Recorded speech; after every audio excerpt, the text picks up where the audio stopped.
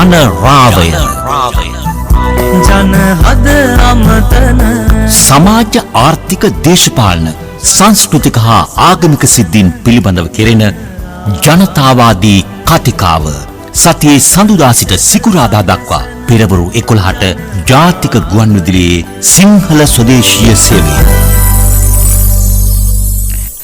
ආයුබෝවන් සුබ දවසක් හැම දිනකටම. අද මැයි මාසේ 27 වෙනිදා සිකුරාදා දවසේ.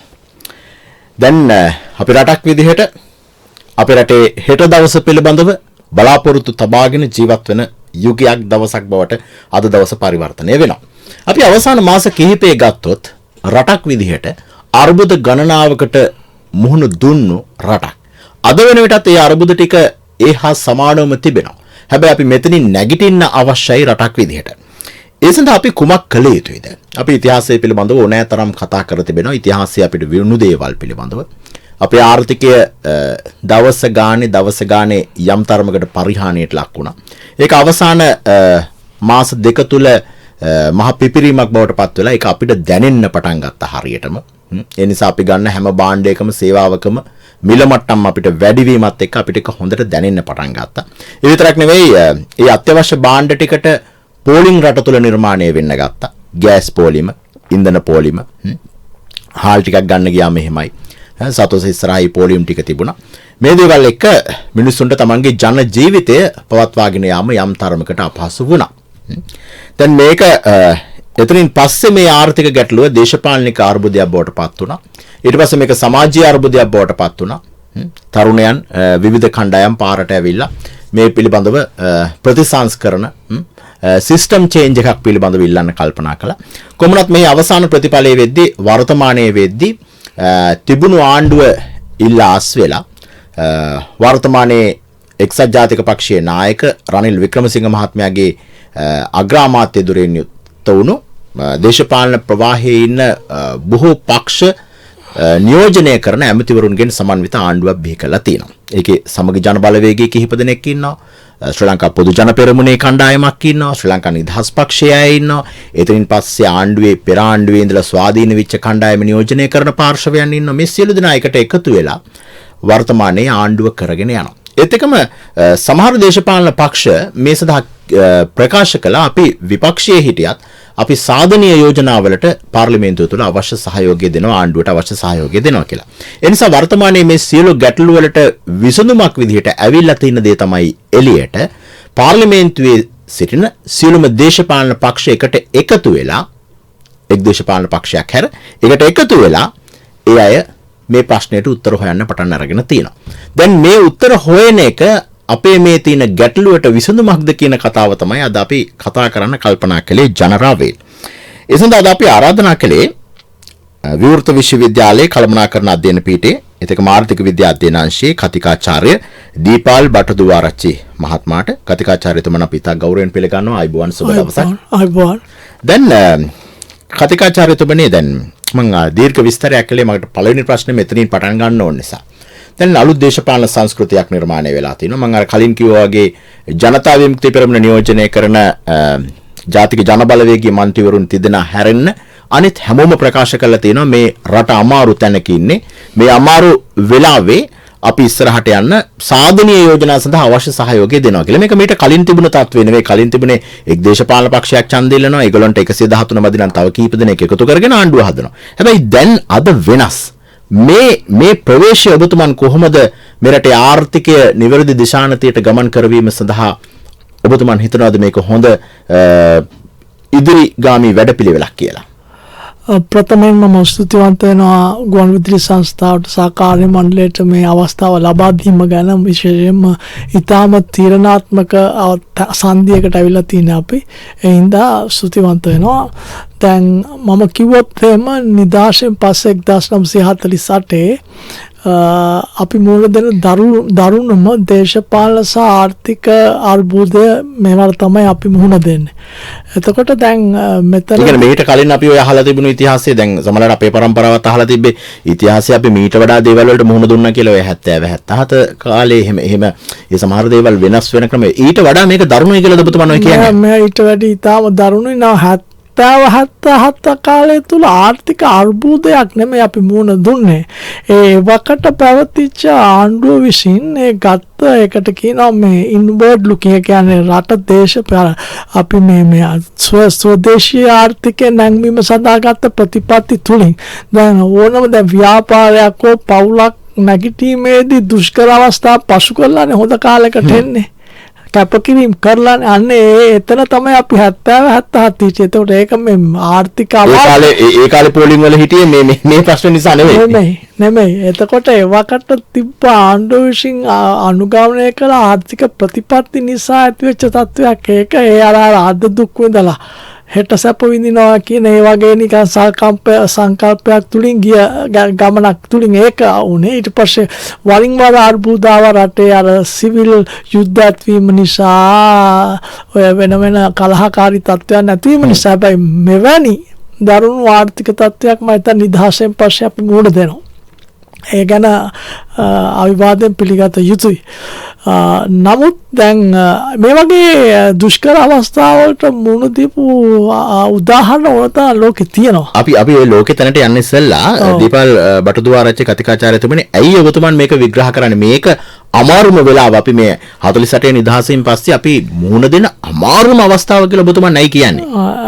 දැන් අනිත් පැත්තට දැන් මම ඔබතුමාගෙන් ඇහුවොත් එහෙම නොවේ කියන්නේ හේතු මොනවාද කියලා අපිට උත්තර නැහැ.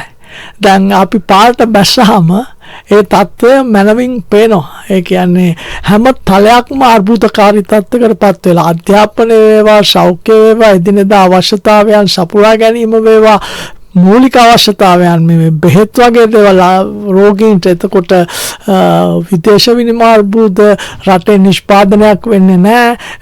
දැන් ඕනම රටක් ඉදිරියට යන්න මූලික වෙන්නේ නිෂ්පාදනය රටක නිෂ්පාදනයක් නොවි මොන තත්ත්වෙන් ගැලවෙන්නත් බෑ. දැන් අපේ නිෂ්පාදනයක් නැහැ. එක්ක නිවාඩු එක්ක වැඩ කරන දවසට උද්ඝෝෂය සහ වැඩ වර්ජන. හරි. එතකොට අපි එක තැන නැවතිලා ඉන්නේ. එතකොට අපිට මෙතනින් ගැලවීමක් නිකන් නැද්දෝ කියලා හිතන තරමට මේ තත්ත්වය බරහැරුම් වෙලා. නිකන් වලකට ඇටලා එකිනෙකා උඩට එන්න නොදී කකුලෙන් හදිනවා වගේ තත්ත්වයකට තමයි පෙනුම තියෙන්නේ. එතකොට මේ තත්ත්වෙන් ගැලවීමට අපිට ගොඩාක් එකතු වෙලා ඊටාම මේ කල්පනාකාරී ගමනක යෙදෙන්න ඕනේ. එහෙම තත්ත්වයක් තාම පේන්නේ නැහැ. අපි කතා කරනවා. දැන් මම හිතන්නේ ඔබතුමාලා අනිත් විද්‍යුත් මාධ්‍ය මේ වගේ සාකච්ඡා මම හිතන්නේ අනේක අප්‍රමාණ ඊටාම වටිනා දැනුම තියෙන විද්‍යුතුන් එක්ක කතා කරනවා. නමුත් ඒ හුඟක් වෙලාවට අර බීරියනින්ට වීණා වයනවා වගේ කියන්නේ ඒ ඵලයක් හරි ඒවා ක්‍රියාත්මක වෙන ප්‍රමාණයක් අපිට දකින්න නැහැ. එතකොට මේ අර්බුදය අපි විසින් තව බැලුම් කරනවා මිසක් මෙතනින් ගැලවීමට එකිනෙකා එකතු වෙලා උත්සාහයක් දරන බවක් තාම පේන්නේ නැහැ. එතකොට මේ ඒ කියන්නේ ඔබතුමා කියන උත්සාහ කරන්නේ කතිකාචාර්ය දීපල් බටුදුආරච්චි මහත්මයා දැන් මේක මතු පිටින් පේන්න තියෙනවා අපි හැමෝම එකතු වෙලා මේක ගොඩ දාන්න උත්සාහ කරනවා කියලා. හැබැයි හැමෝගෙම සහයෝගය ලැබෙන්නේ නැහැ කියන එකද ඔය කියන්නේ යන්නේ. හැමෝගෙම කියනකොටත් වැඩිය මම මෙහෙම බහුතරය කියලා කියන්න පුළුවන්. එතෙන්දී හැමෝම කිව්වත් වැඩි නැහැ කියලා මට හිතෙන එක වෙලාවකට.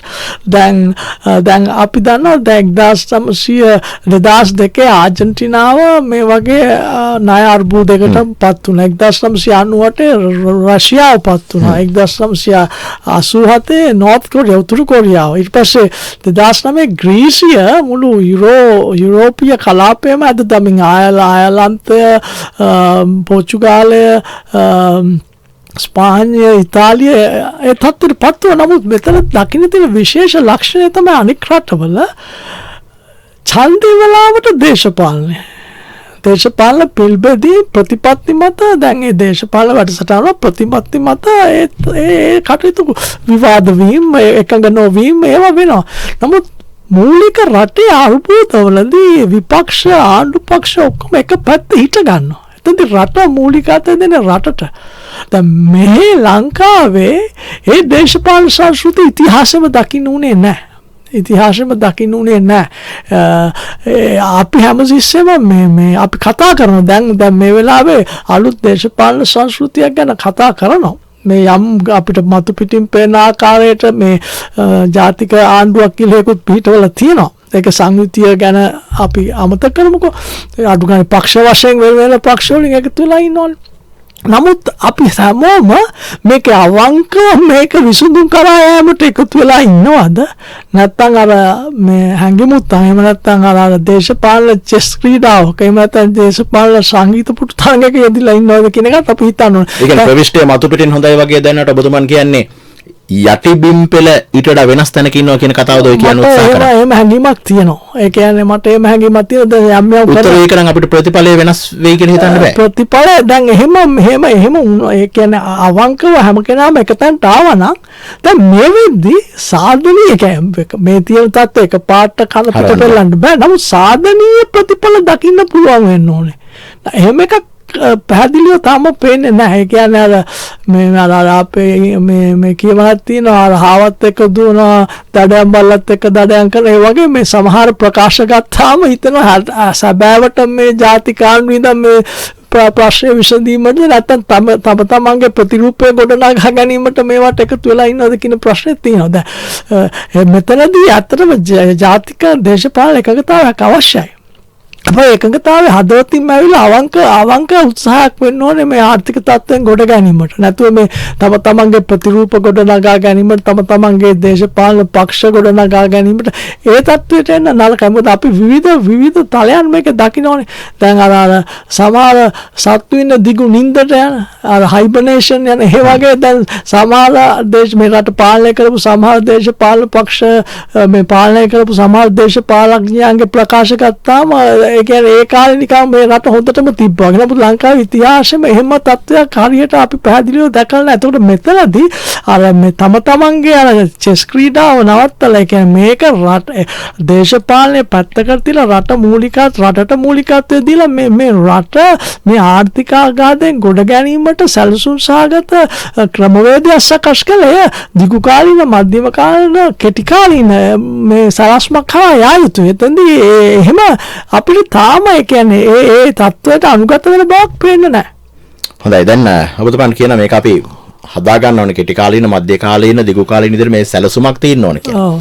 දැන් මිනිස්සුන්ට දැන් තියෙන ප්‍රශ්නේ තමයි අපිට පොලිමේ ඉන්නේ නැතුව පෙට්‍රල් ටික ඩීසල් ටික ගෑස් ටික ගන්න විදිහක් හාල් ටික සහන මිලට පොඩි ගන්න ඕන විදිහක්. එතනින් පස්සේ අපිට මධ්‍ය කාලීන සහ දිගු කාලීන ඒවට යන්න පුළුවන්. ඔබතුමන් විශ්වාස කරන විදිහට මේ වෙලාවේ කෙටි කාලීනව ආණ්ඩුව රජයේ මේ කියන පාර්ශව දෙකම වහ මොකක්ද මේ රටේ පුරවැසිය වෙනින් කළ යුත්තේ? දැන් ප්‍රධාන මූලික අවශ්‍යතාවයන් තියෙන ආහාර, එතකොට ප්‍රවාහනය අවශ්‍ය. දැන් ඒ හැම තලයක්ම අර්බුදකාරී තැනකනේ තියෙන්නේ. එතකොට ලංකාව වගේ රටක මිනිස්සුන්ට ආහාර ප්‍රශ්නයක් තියෙන රටක් නෙමෙයි. මේ තියෙන දේශගුණික තත්ත්වයන් රටේ ඕනම තැනක වවන්න පුළුවන්, ඕනම දෙයක අස්වැන්න මාස 2-3 තුල ගන්න පුළුවන්. හැබැයි ඒවට අපේ ක්‍රමානුකූල සැලැස්මක් නැහැ. දැන් අපි කතා කරනවා ගෙවතු වගා ගැනීම. නමුත් ඒවා මේ හැමදාම කතා කර ඉන්න බෑ. දැන් මේ අර්බුදකාරී තත්ත්වයට ක්ෂණික ක්‍රියාමාර්ග මේවා ක්‍රියාත්මක වෙන්න ඕනේ.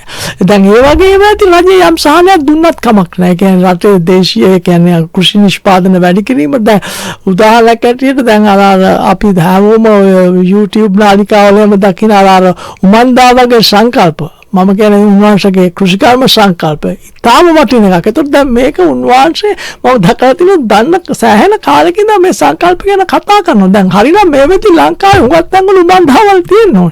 ඒතකොට ඒකට රජය විසින් සහ අනික් නීති ප්‍රතිපත්ති සම්පාදකයන් විසින් අවශ්‍ය පරිසරය හදලා දෙන්න ඕනේ. දැන් ඒ කියන්නේ එක පැත්තකින් ආහාර නිෂ්පාදනයේට විශාල මේ සැලැස්මක් එක්ක දැන් මේ වෙද්දි ක්‍රියාත්මක වෙන්න ඕනේ. අපිට ඒකදී දැන් ඔය හමුදාවේ තියෙන දැන් ඒගොල්ලන්ගේ හැදියාවේ කියන ක්‍රමවේදයන් විතර ඒගොල්ලන්ගේ සහාය වැදගත් වෙනවා. ගෙවතු වගා සංකල්පේ ඒ වගේ දේවල් තුලින් ආහාර නිෂ්පාදනය ඉතාම වැඩි වෙන්න ඕනේ. ඊළඟට ප්‍රවාහන සේවය දැන් අපි දැන් බලන්න දැන් තෙල් අර්බුදයක් තියෙන රටක දැන් වාහන පාරේ දුවන වාහන ප්‍රමාණය යම් මම කියන්නේ වාණිජ වාහන නෙමෙයි පෞද්ගලික වාහන වල යම් අඩුවක් තියෙන්න එපා. එහෙම එකක් මම දකින්නේ මේ ඉරිදටත් වාහන පිළිල පාරවල වල අපේ අය ඒ කැපකිරීම කරන්න කැමති නැහැ. දැන් ඒක ආර්ථික අපහසුතාව ආවම අපි යම් ක්‍රමවේදයන්ට අනුගත වෙනවානේ. නමුත් එහෙම දෙයක් අපි දකින්නේ නැහැ. අපි සමහරට දැන් උදේ හිටගත්තා පාරේ දකින්න ගොඩක් වාහන තනි පුද්ගලයන් යන්නේ. එතකොට දැන් අපි කැපකිරීම කරලා පටිතද කිරීම කරන්නේ හැබැයි ඉතින් මෙතෙන්දි මෙහෙම එකක් තියෙනවා. දැන් අපේ සාමාන්‍ය පල්ලෙහා මට්ටමේ ඉන්න ඒ සාමාන්‍ය පුරවැසියා වෙතට ගේන්න අර දේශපාලඥයා කියන පුද්ගලයා උපහාරයක් වෙන්න ඕනේ. උදාහරණයක් ඇටියට හැසිරෙන්න ඕනේ. එවැනි සත්‍යයක් තාම ඒ පැත්තෙන් දකින්නත් නැහැ.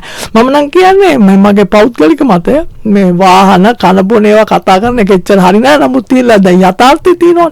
දැන් මම කියන්නේ දේශීය පාර්ලිමේන්තුවේ 225ටම එක වාහනයක් තිබ්බම ඇති. ඒ කියන්නේ එක්කෙනෙකුට එක වාහනයක් තිබ්බම ඇති. දැන් මේ ආවේ මහජන සේවයටනේ. ඒතකොට මහජන සේවයට නම් කැපකිරීම කරන්න බෑ.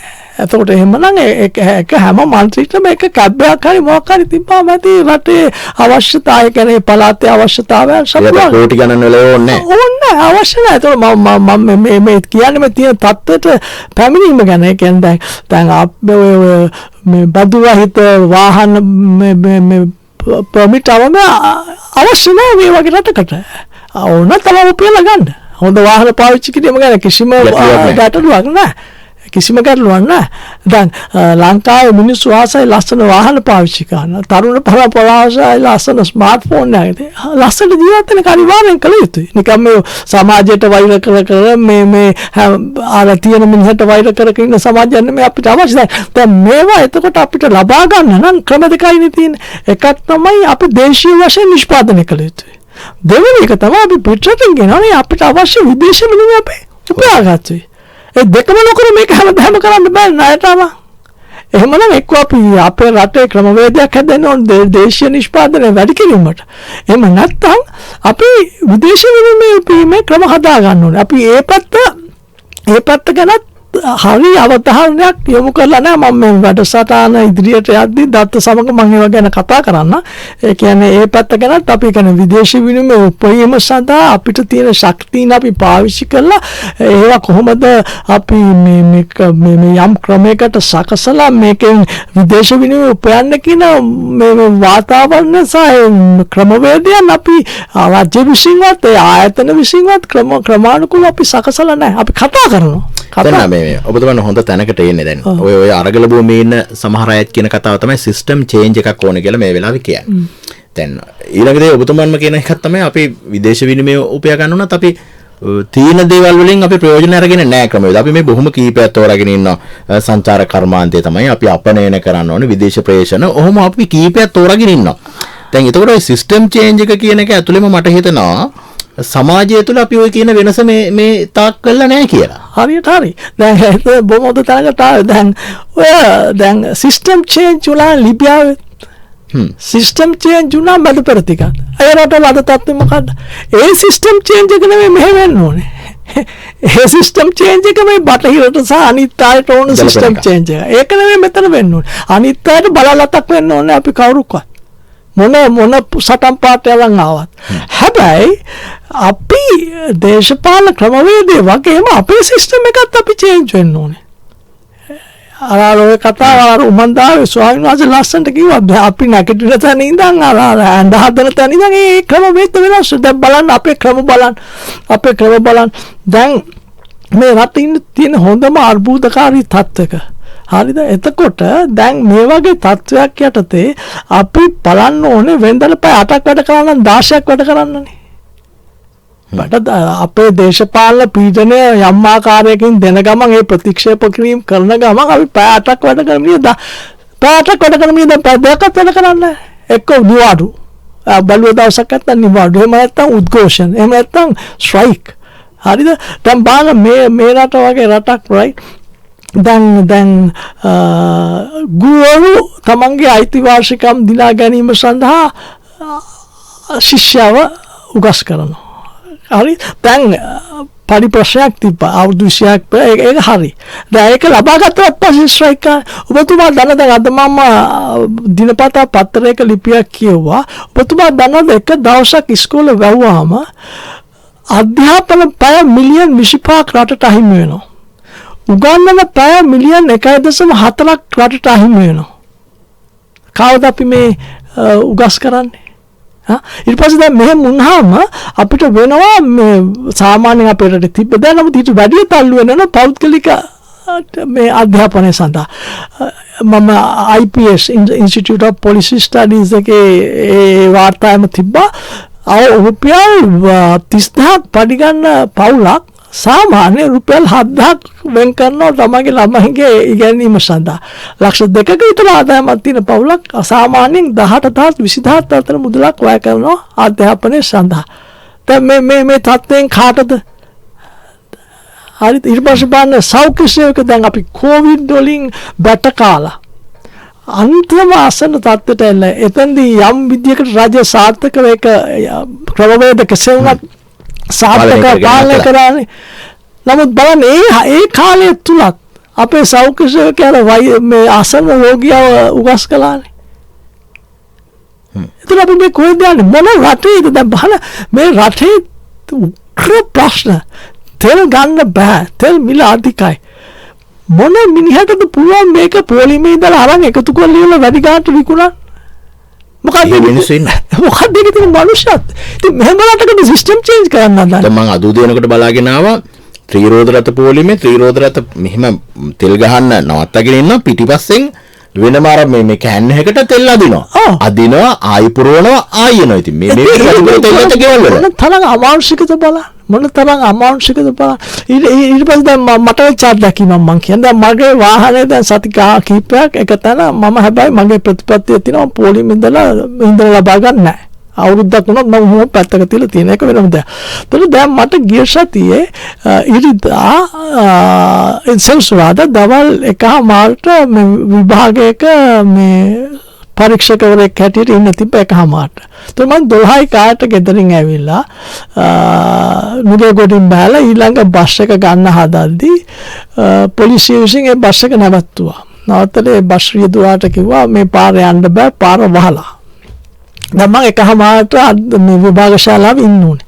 1:00ට විභාගේ පටන් ගන්න. ඒකට අඩු ගානේ මම 12:35ට ඉන්න ඕනේ. ඊට පස්සේ දැන් මම දැන් මෙහෙම නාවල පාර දිගේ යමින් ගමන 3 wheelers නැවතුවා. ඒවත් එක්ක එන්නේ හරි කලාතුරේ ඒක කවුරුහරි ඉන්නවා.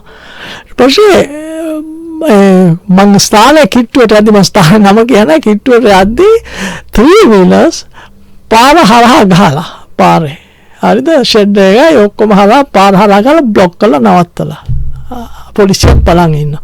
ඊට මම 3 wheeler උඩින් පැනලා ඒ කියන්නේ පාර හරහා දෝරයක් උඩින් පැනලා විභාග ශාලාවට ගියා 12ට 10ක් විතර. තව මේ මැදිවාශ කාන්තාවක් ඒත් ඉන්විජිලේෂන් වලට ආපු කාන්තාවක් නුගේගොඩ ඉඳන් පයින් ඇවිල්ලා. ඉතින් දැන් මේ සිස්ටම් චේන්ජ් කරන අරගල තුලින් දේශපාලඥයන් දුබිඳවන්නේ. සාමාන්‍ය මනුෂ්‍යයා. ඒතර මේ නීතිය අතරගත්ත රටක මානසිකකම් දන්නේ නැති තෙතමනේ නැති රටක අපි මේ සිස්ටම් චේන්ජ් කරන්න ඕනේ දේශපාලඥයන් වැඩියට දාලා විතර නෙමෙයි අපි තුලිනුත්. ඒතර අපි තුලින් අපි මේක වෙනස් නොකර මේ එක අවශ්‍යතාවයන් සපුරා ගැනීමට සිස්ටම් චේන්ජ් කිරීමෙන් වෙන්නේ අර ලිබියාවට වෙච්ච දේ. ලිබියාවට ඒ තත්ත්වයට අපි ආවිතු නැහැ කියන එක තමයි මම හිතන්නේ. වෙනස් වෙයි මේ අප්‍රසන්න මේ අමිහිරි දේශපාලන සංස්කෘතිය අනිවාර්යයෙන්ම වෙනස් වෙයි යුතුයි.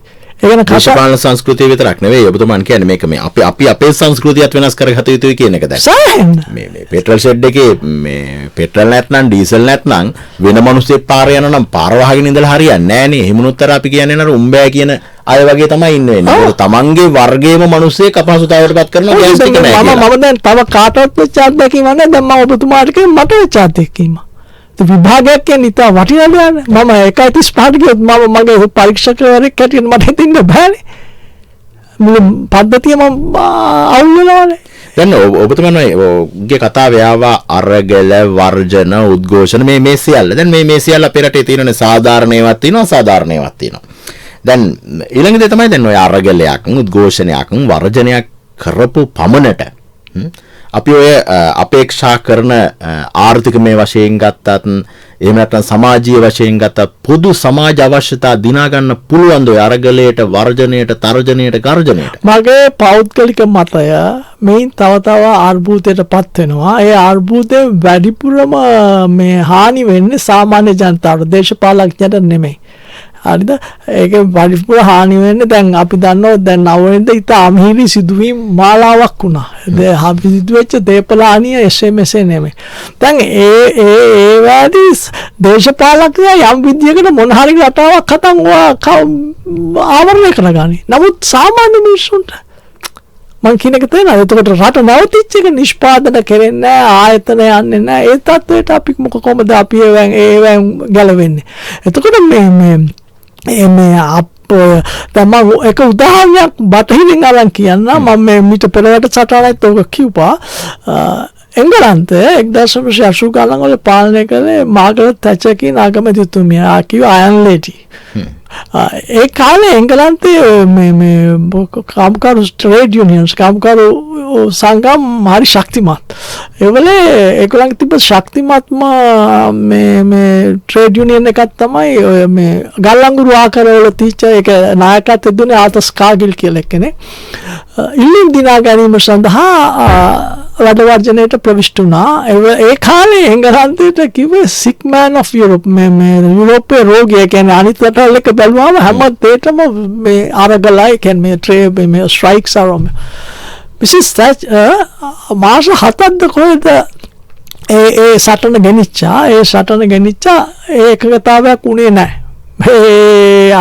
මේ වැඩවර්ජන කරුවන්ට අනික් අතට අකුලගෙන ඒ ඉල්ලී මතල්ල දාලා එන්නුණා. ඒ සමගම ආයේ වැඩවර්ජන රැල්ල උගාදුර නැතුණා. ඊට පස්සේ පෞද්ගලීකරණය කළා ගොඩක් ඒවා. ඒ සමග විශාල ආර්ථික වර්ධනයක් සිද්ධ වුණා. දැන් ওই ජපානයේ චීනය වගේ රටවල් වේග ආවත් ආර්ථික ගමනක් තියෙන හැම පුද්ගලයාම නිෂ්පාදනයක යෙදෙනවා.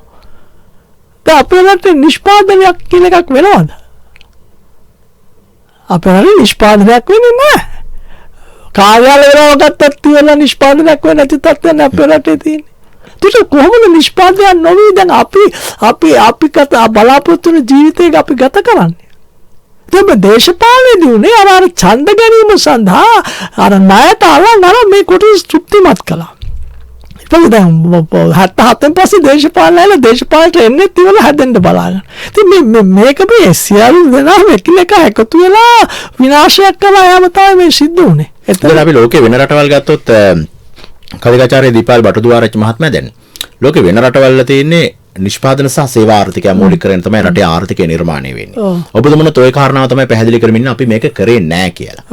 ඇයි අපි එහෙම අපේ රටේ නිෂ්පාදන ආර්ථිකයක් පිළිබඳව කල්පනා කරේ නැත්තේ? ඇයි අපි සේවා ආර්ථිකය පිළිබඳව සංචාර කර්මාන්තය වගේ දේවල් අපි ප්‍රගුණ කරන විදිහවල් තාම කල්පනා කරලා නැහැ? ඇයි අපි එතනට ගියේ නැත්තේ? ඇත්තටම කියනවා නම් අපේ රටේ මාර්ග ඉතාම කියන අවකාශයන් ගොඩක් තියෙනවා. උදාහරණයක් ගත්තම දැන් අපි කෘෂි කර්මාන්තය ගත්තත් අර අගය එකතු කිරීම value addition ඉතාම පුළුල් අවස්ථා තියෙනවා. ඊට පස්සේ දැන් මම නිතරම කියනවා මේ හොඳ උදාහරණයක්. දැන් කොවිඩ් අර්බුදයත් එක්ක දැන් අපි කියනවානේ වෙළඳපොළ අර සප්ලයි චේන් සැපියුම් මාර්ග ආවිර වෙලා ව්‍යාපාර අමාරු වුණා කියලා. කොවිඩ් අර්බුදයත් එක්ක අපේ ටෙලිකොමියුනිකේෂන් ඉන්ඩස්ට්‍රි එක ටෙලිකොමියුනිකේෂන් කර්මාන්තය 28%කින් වර්ධනය වුණා. ෆයිනෑන්ෂල් මුදල් කර්මාන්තය 32%කින් ටෙලිකොමියුනිකේෂන් 28%කින් මුදල් කර්මාන්තය 20%කින් මේ ඉන්ෆර්මේෂන් ඉන්ඩස්ට්‍රි එක. එතන වර්ධනය වුණා.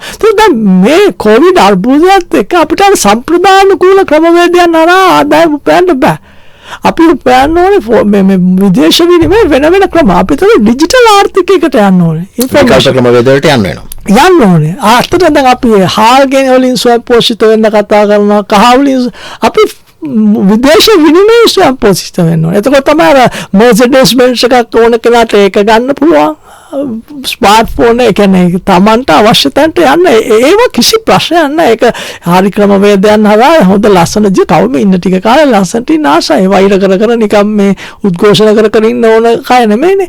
ඒකේ කිසි ප්‍රශ්නයක් නැහැ. හැබැයි දැන් ඒකට අවශ්‍ය විදේශ විනිමය අපි උපයන ක්‍රමවේදයන් හොයාගන්න. එතකොට දැන් අපි 77 කාලේ ආර්ථික විද්‍යාව තියෙනවා. ඒකට කියන්නේ ආනයන ආදේශක කර්මාන්ත import substitution industry. ඒක තමයි මිසිස් බණ්ඩාරනායක අනුගමනය කළ ප්‍රතිපත්ති. ඒක වරදක් නෑ. ඒකෙන් ප්‍රතිඵල ගන්න පුළුවන්. අපි උදාහරණයක් කිරි කියන කර්මාන්තය ගත්තොත් ආනායන ආදේශන කර්මාන්තය හරහා අපිට පුළුවන් ඇත්තටම කිරි සම්පෝෂිත මේ දැන් තියෙන කිරි ප්‍රශ්නේ දැන් ඇත්තටම ඉතා මිල අධිකයිනේ. නිෂ්පාදන වැඩි කළා ඒකක මිල අඩු කරලා යම් ක්‍රමවේදයකින් මිනිස්සුන්ට සහනය දීලා දේශීය කිරි නිෂ්පාදනය වැඩි කරන්න.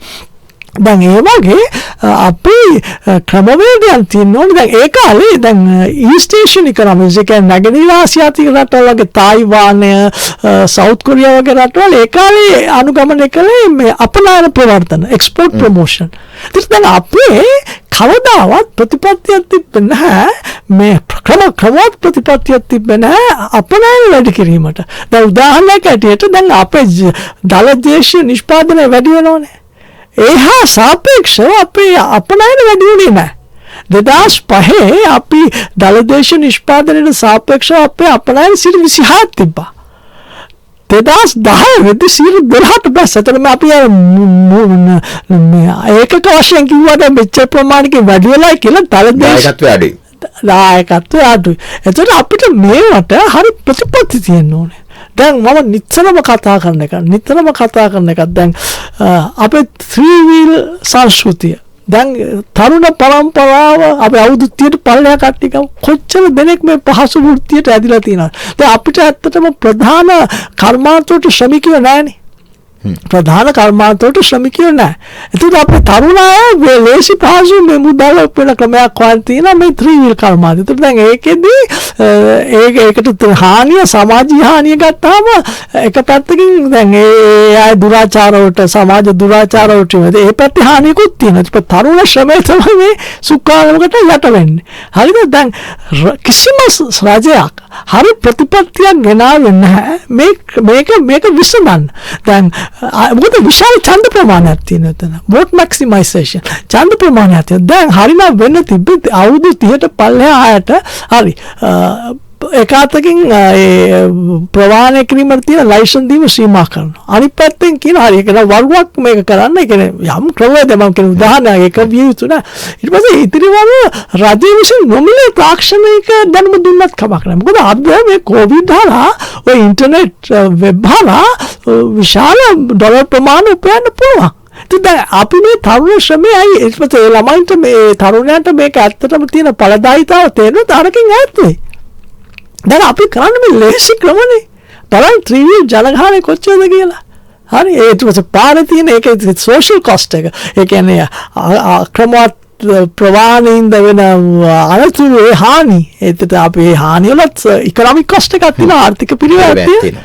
එතකොට දැන් ඇයි අපි මේවට ක්‍රමවේද සලකන්නේ නැත්තේ? ඇයි මේ අපි හැමසෙම මේ ඡන්දාල මුණු කරන් මේ දිගු කාලීනව මේ අපේ සමාජයේ සහ රට උගස් කරන ඒ තමයි සුද්ධ මේ ඒකේ දිගුවක් තමයි මේ ඇවිල්ලා අද උච්ච අවස්ථාවට කූට ප්‍රාප්තියට ඇවිල්ලා තියෙන්නේ. සබැලස මේ හැම දෙයක්ම අංශුව පොඩ්ඩ එකතු වෙලා තමයි මහ විශාල ආර්ථික අර්බුදය නිර්මාණය වෙලා තියෙන්නේ. අද අපි කතා කරමින් ඉන්නේ නව දේශපාලන සංස්කෘතිය තුළින් ජාතික ආර්ථිකය ගොඩනගා ගන්න පුළුවන්ද කියන කතාව.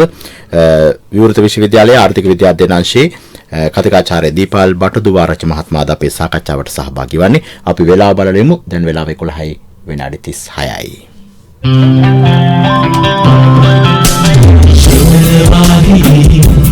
मधुर भाषिणी कर्ण रसायन भाव पूरणी स्वदेशी सेवयाई स्वदेशी सेवयाई स्वदेशी सेवयाई स्वदेशी सेवयाई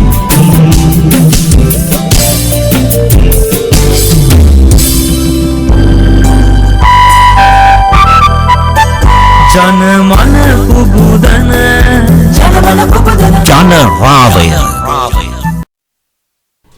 අද ජනරාවයෙන් අපි කතා කරමින් ඉන්නේ නව දේශපාලන සංස්කෘතිය තුළින් ජාතික ආර්ථිකය ගොඩනැගිය හැකිද යන්න පිළිබඳව අපේ සාකච්ඡාවට සහභාගී වන්නේ විවෘත විශ්වවිද්‍යාලයේ කළමනාකරණ අධ්‍යයන පීඨයේ ආර්ථික විද්‍යා අධ්‍යනාංශයේ කතිකාචාර්ය දීපල් බටදුව ආරච්චි මහත්මයා. දැන් කතිකාචාර්යතුමනි අපිට මේ නව දේශපාලන සංස්කෘතිය තුළවත් අපි රටක් විදිහට ඉස්සරහට යද්දී ආර්ථික ප්‍රතිසංස්කරණ ගණනාවකට යා යුතු වෙනවා. එහිදී අපිට රටේ ණයබර කියන සාධකය පිළිබඳව කල්පනා කරන්න වෙනවා. එතනින් එහාට ගියාම විදේශ ආයෝජන, අපි කලින් කතා කරා වගේ අපනයන, මේ ආදී විවිධ ශේෂ්ඨයන්, විවිධ සාධක පිළිබඳව කතා කරන්න වෙනවා. අපි හැබැයි මේ ප්‍රතිසංස්කරණ පිළිබඳව කතා කරද්දී සමහර ලාවට ඔය අරගල භූමියේ ඉන්න අය ඉල්ලන ප්‍රතිසංස්කරණ ගත්තත්, සමාජයේ ඉල්ලන ප්‍රතිසංස්කරණ ගත්තත් මේ සියල්ලත් එක්ක එකට ගැට ගැහෙනවද, පෑහෙනවද කියන ප්‍රශ්නාර්ථය තියෙනවා. ඒ නිසා අපිට මේ ප්‍රතිසංස්කරණ වලට යන්න පුළුවන්ද රටේ ණයබර, විදේශ ආයෝජන, අපනයන මේ කියන දේවල් අතහැරලා ඔය කියන ප්‍රතිසංස්කරණ වලට යන්න පුළුවන්ද? මගේ පෞද්ගලික මතය ප්‍රතිසංස්කරණ අවශ්‍යයි. දේශපාලන ප්‍රතිසංස්කරණත් අවශ්‍යයි. හැබැයි දේශපාලන ප්‍රතිසංස්කරණ කාගේවත් වෙන පිටස්තර අවශ්‍යතාවයන් සපුරාලන දේශපාලන මේ ප්‍රතිසංස්කරණ නොවිය යුතුයි. ඒ කියන්නේ වෙන රටක එකක් ගෙනලා මෙහෙ පාවිච්චි කරන්න බෑ. ඊට පස්සේ මේ අර නිකන් අර හැංගීම් බරව ඉල්ලන ඉල්ලීම් නෙමෙයි වෙන්න ඕනේ, ප්‍රැග්මැටික් ප්‍රායෝගික වෙන්න ඕනේ. එතෙන්දී අපි මේ බලන්න ඕනේ මේ දැන් ඉස්සල්ලාම දැන් තියෙන්නේ ඇත්තටම දැන් දේශපාලනය ප්‍රතිසංස්කරණය වීම හැමෝම එකඟ වෙනවා. හැබැයි ඊට වැඩිය දැන් ඉස්සල්ලාම වෙන්න ඕන එක තමයි දේශපාලන සහ ආර්ථික මේ දෙක එකිනෙකට බැඳිලා තියෙන දේශපාලන සහ ආර්ථික ස්ථාවරත්වය ඇති කිරීම. මේ ඇති නොකර මේ අනිත් දේවල් වෙනස් කරන්න යෑමෙන් ඔය කියන කිසි දෙයක් වෙන්නේ නැහැ. ඒ කියන්නේ කිසි අපිට අවශ්‍ය තැනට යන්න බෑ. එතකොට අපි දැන් උදාහරණයක් විදිහට දැන් අපි එක ප්‍රධාන අපේ විදේශ විනිමය උපයන මාර්ගයන් සංචාරක කර්මාන්තය. දැන් මේ වෙලාවේ විදේශ විනිමය අපිට ඇත්තටම ප්‍රශ්නයක් නේ. එතකොට දැන් එකක් තමයි සංචාරක කර්මාන්තය, අනිත් එක තමයි පිටරට අපේ ගිහලා රැකියාව වලින් මෙමන මුදල්. එතකොට දැන් මේ උද්ඝෝෂණ හරහා කියන්නේ මේ තියෙන රටේ අස්ථාවරත්වයේ හරහා සංචාරක වෙන්නේ නැහනේ. එතකොට සංචාරක නැතුව අපිට විදේශ විනිමය උපීමක් නැහැ. එතකොට ඊළඟ එක තමයි මේ විදේශ දැන් ඒ සංචාරක ව්‍යාපාරය හරහා යැපෙන කොපමණ ප්‍රමාණයක් ඉන්නවද? ඉතා විශාල ප්‍රමාණයක් සංචාරක ව්‍යාපාරය මත යැපෙන අය ඉන්නවනේ. එතකොට මේ අයට දැන් ඒ රැකියාව අවස්ථා අහිමි වෙනවානේ. එතකොට මේ අස්ථාවරත්වය හරහා කාටද ලාභයක් ලැබෙන්නේ? එන්න අපි තව අගාධයට යෑමන්නේ සිද්ධ වන්නේ. එතකොට මේ තත්ත්වය තේරුම් ගත යුතුයි. වෙනස් කිරීම අවශ්‍යයි. වෙනස් කිරීම කරන්න අපිට අවස්ථාව ලැබෙනවානේ. ඒ අවස්ථාවවලදී අපි හිතන බල ඒ වෙනස් කිරීම කරන්න පුළුවන්. සමහරවිට මේ තීන තත්ත්වයට අර උඩු යටිකුරු කරා කියලා උත්තරයක් හම්බ වෙන්නේ නැහැ. සමහරවිට තීන තත්ත්වයට වඩා පල්ලෙහාට වැටෙන්න පුළුවන්. තියෙන තත්ත්වයට වැඩි පල්ලෙහාට වැටෙනව නෙමෙයි. දැන් අපි ඉන්නේ ඇත්තම පැදුරේ. එතකොට පැදුරේ වැටෙන්න තැනක් නෑ. මෙතනින් උඩට එන්න විතරක් තිබ්බා. එහෙම එකක් පේන්නේ නැහැ. ඒ කියන්නේ අපි පැදුරේ ඉඳගෙන එකිනෙකාට උඩට එන්න නොදී ඉඳීමේ තත්ත්වයක් තමයි මට නම් පේන්න තියෙන්නේ. ඒ කියන්නේ ඔබතුමා ඔය ආයෙත් කියන්නේ අපි සාමූහිකව රට ගොඩනැගීමේ ක්‍රියාන්විතයට අපි හැමෝම එකතු වෙලා නැහැ කියන කතාව තමයි ඔබතුමා නායකත්වය කියන්නේ. මම තරේ කියා සිටිනවා. ඒ කියන්නේ මෙතන එක එක්කිනාට තියෙන එක එක අරමුණු. කොටසක් බලන් ඉන්නවා මේ ආර්ථිකය නැත්තර රටත් නැත්තර නැති වෙලා තමන්ගේ අතට බලය කියලා. තව කොටසක් බලන් ඉන්නවා වෙන ඒ කියන්නේ ඔය වෙන තමන්ට තිබ්බ උමනාවන් පිරිමහා ගැනීමට. හරි. එතකොට ඒ කියන්නේ මෙතනදී අර සාමූහික ප්‍රයත්න මේ රටේ ආර්ථික ආഘාතයෙන් ගොඩ ගැනීමට කරන සාමූහික ප්‍රයත්නයක් අපි දකින්නේ නැහැ. ඉතින් එතනදී දේශපාලඥය නෙමෙයි තලෙන්නේ. එතනදී තලෙන්නේ සාමාන්‍ය මිනිහා වෘත්තියක් කරගන්න බෑ. දැන් පෞද්ගලික කාලේ ඇඳිරි නීතිය තමයි. ස්විප් ටිකට් එකක් විකුණන මිනිහා සාමාන්‍ය පාරායිනේ බඩු විකුණන මිනිහෙක්. එදිනදා උපයන්නේ බොහොම සුළු ගාණක්. ඒක දැන් අද කාලේ ජීවන විදිහට කොහෙත්ම ගැලපෙන්නේ නැහැ. ඒතකොට ඒ මොහොතේ ඒ ආදායමත් අහිමි වෙනවා. ඒතකොට කාටද මේ තැලෙන්නේ? කවුද මේ තැලෙන්නේ? හරි. එතකොට දැන් ඔය අරගල කරන අයට එයාට එහෙම ප්‍රශ්න නොතියන්න පුළුවන්. නමුත් අර එදිනදා වේල පිළිමයි. අතරම ඔතන ඊටාම පීඩනයට පත්වෙන මේ කොට්ටාශනේ. අතන මේ කොට්ටාශේ හරියට පාට ඇවිල්ලා නැහැ. ඔව්. හරි. ඒ කොට්ටාශේ ඇත්තටම ඒකට පාරට එන්න වෙලාවක් නැහැ. ඒ ජීවත් වෙන්න ඕනේ. දැන් අද ගෙවල් වලට එක සුළු බඩු අරන් විකුණන්නේ ඉතාලම අසරණ මිනිස්සු. හැම කෙනෙකුටම ජීවත් වීමේ අයිතියක් තියෙනවා. අඩු ගානේ මූලික අවශ්‍යතාවයන් සපුරා ගන්න ජීවත් වෙන්න පුළුවන් වෙන්න එපා. එහෙම තත්ත්වයක් රටේ නැහැනේ. ඒතර මේ අපි මේ කරන හරි ක්‍රමවේදයන් වෙනස් කරන්න හරි තව කෙනෙක් එළියට දාන්න තව කෙනෙක් ඇතුළට දාන්න අපි කරන අරගලය මේ සටන් තුලින් ඒගොල්ලන්ට අදට ඇතුළේ තියෙන ප්‍රතිලාභය මොකක්ද? මම මේක දකින්නේ මේ එකිනෙකාගේ හුස්ම හිර කරගැනීම මිසක් ගොඩේමට කරන උත්සාහයක් හැටියට නෙමෙයි. මේට වැඩිය එහෙමනම් අපි විශාල අපි ගැනම අපි හිතලා වෙනස් වෙලා මේක වෙන මාර්ගයකට ගෙනිච්ච නැත්තම් මේ තත්වයෙන් අපිට ගොඩ එන්න බෑ.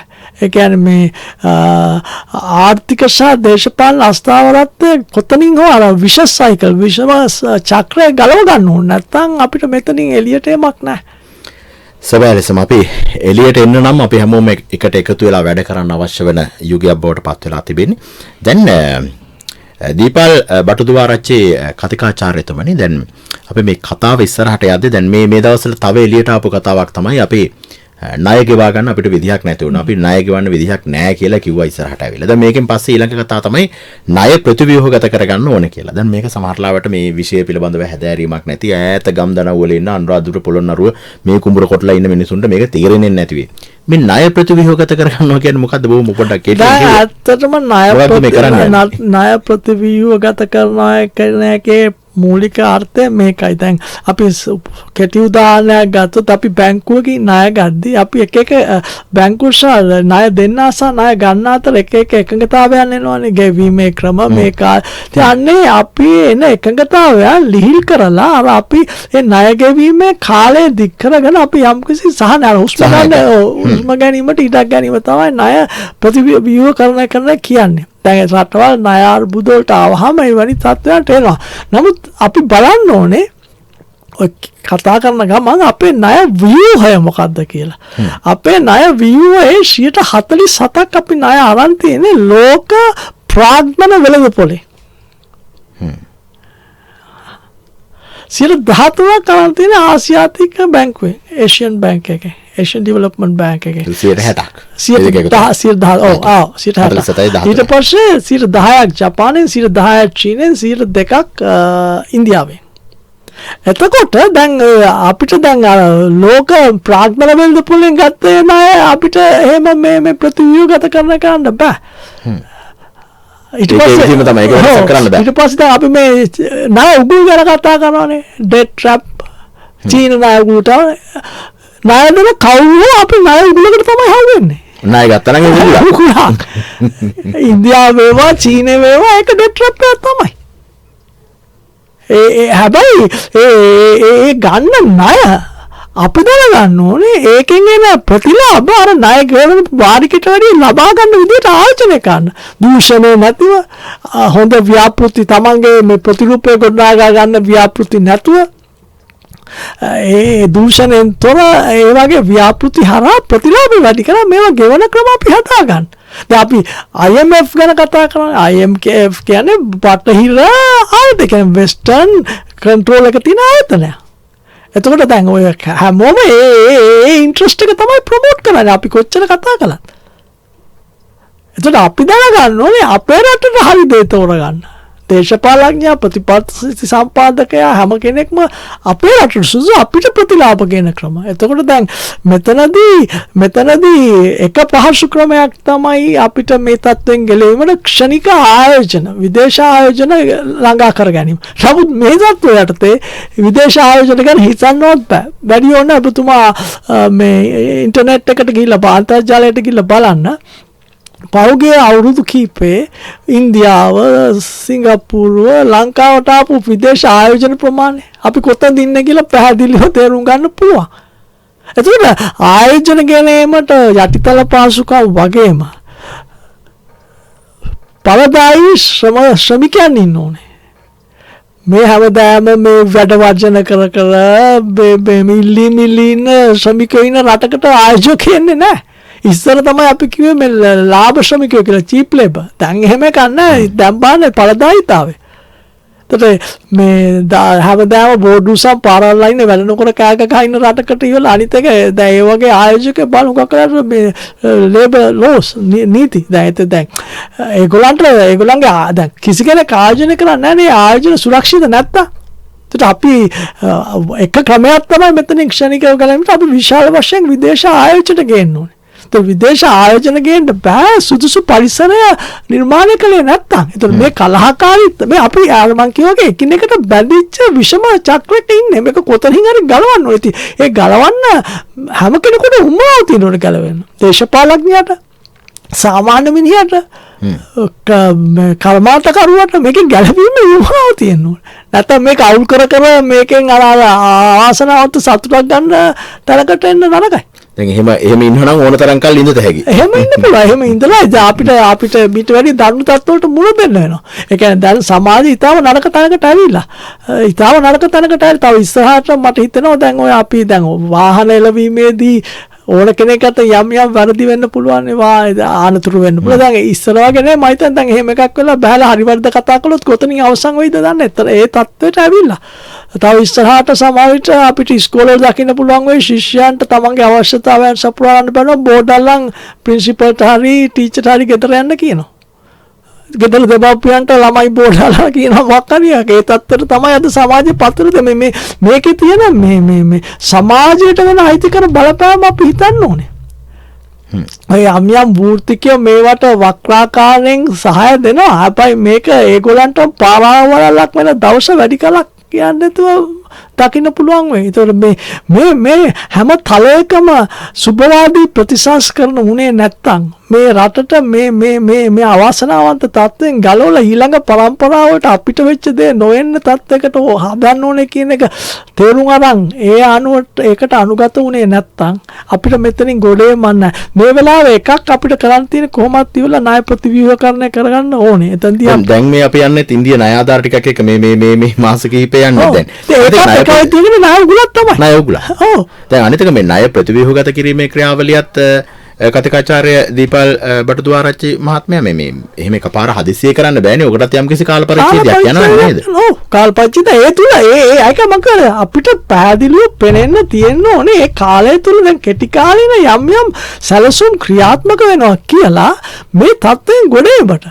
දැන් ඔය අලුතෙන් පත් කළ ඇමතිවරු හේවා මේ එකිනෙකාට බැල පරණ ක්‍රම විවේචනය කර ඉඳීම නෙමෙයි කරන්න ඕනේ. ක්ෂණික ප්‍රතිපත්ති මාලාවන් කියන්නේ ක්‍රියාත්මක කළ හැකි ප්‍රතිපත්තීන් ගැන ක්ෂණික සහන මහ ජනතාවට ලැබෙන ඒ කියන්නේ කෘෂිකර්මයේ ප්‍රවාහනේ මේ ප්‍රවාහය මහජන ප්‍රවාහනේ හරියාකාරව දියුණු කළා නම් මිනිහෙකුට මේ අප්‍රසන්න නැතුව ගිහිල්ලා බහැලා ඉවර තමගේ වෘත්තිය හරියට කළා ගෙදර එන්න පුළුවන් ප්‍රවාහනයක් ඒක මේ වැඩි කල්මරන්න ඕන එකක් නෙමෙයි කරන්න පුළුවන් දෙයක්. දැන් බටහිර ඉවරලත් ස්ටේෂන්ස් වල අර මේ තියෙන මේ වාහන නැවතුම් පොළවල්. ඉතින් ඒ නැවතුම් පොළවල් නවත්තලා මේ හොඳ මේ වෘත්තිකය ඉවරලා රස්සාව කළා. දැන් මේ ලංකාවේ මේ ඊගොයිස්ටික් එක මේ ටික මාන්නයක් තියෙන මේ වාහන පාවිච්චි කිරීම එහෙම එකක් නැහැ. සමහර අය ඉන්නවා මේ බයිසිකලේ ව්‍යායාමයටත් හොඳයි බයිසිකලේ පදන් ඇවිල්ලා ඊට පස්සේ ඇතුළට ගිහිල්ලා තමන්ගේ චේන්ජින් රූම් එකේ මාරු කරලා රස්සාව කළා. ඉතින් ඒ තත්වයට පාරවල් ප්‍රවාහන ක්‍රමවේදය මේවා අපේ කල්මරන්න බෑ. දැන් අපි මේක මීට කලින් තෝරනතරම් කතා කරලා තියෙනවා. මම දැක්ක ඊයේ දවසෙත් ප්‍රවාහන අමාත්‍යවරයා බන්දුල ගුණවර්ධන මහත්මයාත් යලිතතාව කියලා තිබුණා. අපි මේ ක්‍රමවේදයේ ඉතා ඉක්මනින් හදන්න ඕනේ. මොකද එක එක්කෙනා තමන්ගේ වාහනෙන් කොළඹට එනවට වඩා මේ පෞද්ගලික පොදු වාහන ටික පාවිච්චි කරලා කොළඹට එනවා නම් ඉතා හොඳයි. ඒ සඳහා ඉක්මන් ක්‍රමවේදයක් යනවා කියලා. අපි ඒ නිසා ඒ පිළිබඳව විශ්වාසය තියාගෙන ඉමු. දැන් ඔය ණය ප්‍රතිව්‍යුහගත කිරීමේ කාරණාවට මායිත් අපි ගියොත් ආජන්ටිනාව වෙනසුලා වගේ රටවල් වලට ඔය ප්‍රශ්නේ තිබුණා. ඒ අය නැගිට ක්‍රමයේම අපි පාවිච්චි කරන එකද හරිය ඔබතුමන්ට කලින් තෝරගෙන නැත්නම් අපිට හරියන ක්‍රමයේද? මෙතනදී ඒවන් ගත යුතු දේවල් තියෙනවා. ඒ ණය ප්‍රතිව්‍යුහගතකරණය කිරීමේදී ඒ රටවල් අනුගමනය කර යම් දේවල් ගත යුතු දේවල් තිබෙනවා.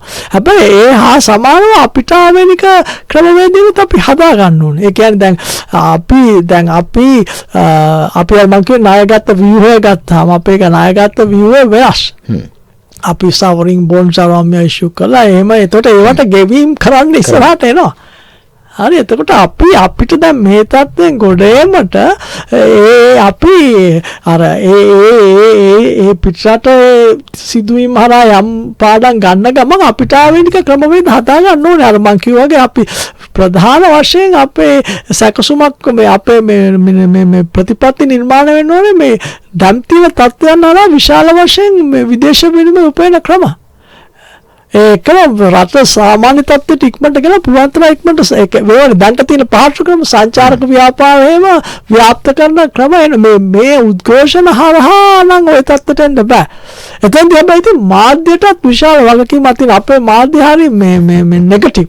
ඒ කියන්නේ මම උදාහරණයක් ඇටියට කියන්නම් දැන් මම මේ කියන්නේ ඔබතුමා කියන්නේ මාධ්‍ය තමන්ගේ යුතුයකම සහ වගකීම මේ වෙලාවේ හරියට ඉෂ්ට කරන්නේ නැහැ කියලා. කොහෙත්ම නෑ. ඒගොල්ලෝ අවාසනාවන්ත සතුටක් ගන්න විනාශෙම පෙන්නලා. එතෙන්දී කවුරු හරි ආරපුර හැමතිස්සෙම විනාශ වෙනවා නම් ඒ කියන්නේ වෙන මොකද්ද පෙන්වන්නේ කියලා. දැන් මම එක කෙටි උදාහරණයක් කියන්න. දැන් කාබනික පොහොර ප්‍රතිපත්තිය ක්‍රියාත්මක කිරීමේ ක්‍රමවේදයේ යම් ප්‍රශ්න තිබ්බත් ඒක ඇවිල්ලා හොඳ දෙයක් නේ. අපේ තියෙන සෞඛ්‍ය ප්‍රශ්න ඒ වගේම පිටරට විශාල වෙළඳපොළක් තියෙනවා. ඒක සැලසුමකට ගියේ නැති ඒක වෙනම දෙයක්. එතකොට එතනදී මාධ්‍ය විශ්ින් කළ යුතු තිබ්බේ කන්ස්ට්‍රක්ටිව් ක්‍රිටිසිසම් ඵලදායී විවේචන. හොඳ මේක හරිමකට ගන්න කොහොමද කියලා හොඳ අවශ්‍ය විද්වතුන් කියලා සාකච්ඡා පාතල ප්‍රතිපත්ති සම්පාදනයට යම් ශක්තියක් වෙනවා ආරෙන්න මිනිස්සු පොර දීපුවක් පොලේ ගහන එකයි ගිනි තියන එකයි එතෙන්දී සමාජයට යන පණිවිඩය මොකද්ද? දෙන්නේ අසුභවාදී පණිවිඩයක්. ඉතින් දැන් මාධ්‍යෙන් වෙන්න ඕනේ ඒක නෙමෙයි. මාධ්‍යෙන් වෙන්න ඕනේ ඒක නෙමෙයි. එතකොට මාධ්‍ය මේ විනාශයේ කොටසක් ඒක වෙනස් වෙන්න ඕනේ. එතකොට එතෙන්දී තමයි සමාජ ප්‍රතිසංස්කරණය සිදු වෙන්න පුළුවන්. සබැලසම අපි මේ කතාව තමයි වඩා වැඩියෙන් කතා කළ යුත්තේ. විශේෂයෙන්ම මේ දැන් අපි ගත්තොත් මාධ්‍ය අතරේ ඒ ප්‍රශ්නාර්ථය අර ඔබතුමන් මතු කරන කතිකාචාර්ය දීපල් බටුදුආරච්චි මහත්මයා මතු කරන කාරණාව පැහැදිලිවම තිබුණා. සමහරවිට අපි එකම දෙයක් අර 9 වෙනිදා සිදුවීම අමිහිරි සිදුවීමක්. තාම සමහර තැන්වල සමහර ටීවී වල සමහර ගුවන්විදුලි නාලිකාවල තාම මේ කතාව කියනවා පෙන්නනවා. ඒ අමිහිරි සිදුවීමක් අපි ඒක අයින් කරන්න ඕනේ. ඒක පෙන්න අර හොද මඩේ දාන වගේ ඒකම කර ඉස්සරහට යනවා. එහෙම නැතුව අර අපිට කිව්වාගේ අපිට අනාගතේ ප්‍රශ්න එන්න පුළුවන්. සමහරවිට අපිට 3 වේල කණ එක පිළිබඳ ප්‍රශ්නයක් අනාගතේ එන්න පුළුවන්. 2 වේලක් කන විදිය පිළිබඳ ප්‍රශ්න එන්න පුළුවන්. ඒ නිසා අපි පුංචි දෙයක් මඤ්ඤොක දණ්ඩක් හිටව ගන්න විදිය පිළිබඳව බතල ගහ පැලයක් වැලක් හිටව ගන්න විදිය පිළිබඳව දෙල් ගෙඩියක් හොයා ගන්න විදිය මේ දේවල් පිළිබඳව අපි කතා කරා නම් මම හිතන්නේ මාධ්‍ය මීට වඩා ප්‍රමුඛතාවයක් දුන්නා නම් ඔය අපි හැමතිස්සෙම ඍණාත්මක දේවල් ටිකම පෙන්වන්නේ නැතුව ධනාත්මක දේවල් ටිකක් පෙන්වන්න අර මෙතුමන් කිව්වා වගේ අපිට රටක් විදිහට මීට වඩා ඉස්සරහට යන්න පුළුවන්. ඒ නිසා අපි දේශපාලනයේටම ඇඟිල්ල දික් කර ඉන්නේ නැතුව එයාට ඇඟිල්ල දික් කළ යුතුයි. එහි කිසි තරකයක් නැහැ. අපි හැමෝම පොදුවේ අපිට පෞද්ගලිකවත් පොදුවේත් ඇඟිල්ල දික් කර ගැනීම තමයි කළ යුත්තේ. එහෙම නැත්නම් අපිට පුළුවන් අපේ වැරදි සාධනීය ලෙස හදාගෙන රටක් විදිහට ඉස්සරහට යන්න. ඒ තමයි අද අපි කතා කළේ මේ නව දේශපාලන ප්‍රතිසංස්කරණ නව දේශපාලන සංස්කෘතිය අපේ රටේ ආර්ථිකයේ හැඩතලය වෙනස් කිරීම සඳහා උපයෝගී කරගන්නේ කොහොමද යන්න පිළිබඳව අද අපි ජනරාවෙන් කතා කළේ. අපේ සාකච්ඡාවට සහභාගී වුණා විවෘත විශ්වවිද්‍යාලයේ ආර්ථික විද්‍යා අධ්‍යනාංශයේ කතිකාචාර්ය දීපල් බටුදුආරච්චි මහත්මයා. ඔබතුමා ආර්ථික විද්‍යාව පිළිබඳ හොඳ ලේඛකයෙක්. කතිකාචාර්ය දීපල් බටුදුආරච්චි මහත්මයාට අපි බෙහෙවින්ම ස්තුතිවන්ත වෙනවා. බොහොම ස්තුතියි. අද ජනරාවේ අපි සමාප්තිය සටහන් කරනවා. ඒ සමගින් අද ජනරාවේ සඳහා නව මාධ්‍ය සහාය හසිතා හේමමාලි, නිෂ්පාදන සහාය ඉනෝකා ගමගේ, සම්බන්ධීකරණය සහ දීක්ෂණය ඉන්දික ජයරත්න, නිෂ්පාදනය කළ පවිත්‍රා කේෂණී නානායක්කාර, මම ගයන් කෞශල් ජයවීර. අපි ලබන සතියේත් මුණ ගැහෙනවා ජනරාවෙන්. ජනමන පුබුදන ජනරාවය ජනහද අමතන සමාජ ආර්ථික දේශපාලන සංස්කෘතික හා ආගමික සිද්ධීන් පිළිබඳව කෙරෙන ජනතාවාදී කතිකාව සතියේ සඳුදා සිට සිකුරාදා දක්වා පෙරවරු 11ට ජාතික ගුවන්විදුලියේ සිංහල ස්වදේශීය සේවය